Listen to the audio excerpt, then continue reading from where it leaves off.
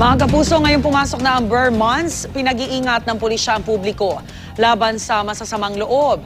Sa Quezon City, nahuli ang ilang insidente ng robbery, hold-up at snatching. Narito ang report.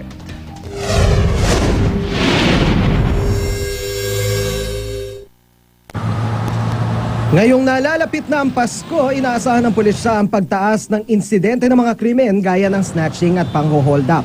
Ilan nga sa mga ito, sunod-sunod na nakunan mismo ng CCTV sa Barangay Holy Spirit, Quezon City. September 8, gabi ng linggo, nakunan sa CCTV ang tricycle na ito. Lulan ang biktima na nakilalang si Rachel Palacio. Sa footage ay makikita ang pagliko ng nasabing tricycle sa madilim na eskinita. Ilang sandali pa, lumabas mula sa nasabing eskinita ang biktima na ngayon hinahabol ng isang lalaki na di umano'y driver ng tricycle na kanyang sinakyan. Binitawan ng biktima ang bag na kanyang dala, pinulot ito ng suspect sa kumaripas ng takbo pabalik ng eskinita. Agad rumesponde ang nagpapatrolyang barangay pulis at nadakip ang driver. Hindi naman itinuloy ng biktima ang kaso sa suspect. Gusto niya magpa-ariglo, wala naman po tayong magagawa. Ang importante sa atin, natugunan natin ang problema na nangyayari sa pang-hold up na yan.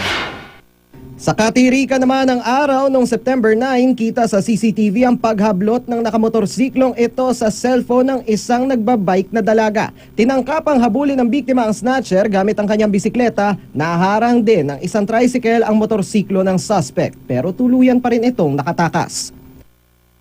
2 araw matapos ang nasabing insidente, isa na namang hold-upan ang nakuna ng CCTV. Bandang alas 9 ng gabi. Payapang naglalakad sa Holy Spirit Street si Jennifer Gile, 23 taong gulang, nang may dumaang isang grupo ng mga kalalakihang sakay ng tricycle at bigla na lang siyang hinold up, saka tinangkang saksakin sa leeg. Sa inaasahang pagdami ng mga kawatan sa pagpasok ng Burr Month, dapat mas maging alisto. Kaya payo ng pulisya. Ang advice lang namin sa kanila, lalo yung umuwi ng gabi, kung maaari, huwag magdadaan doon sa madilim na lugar.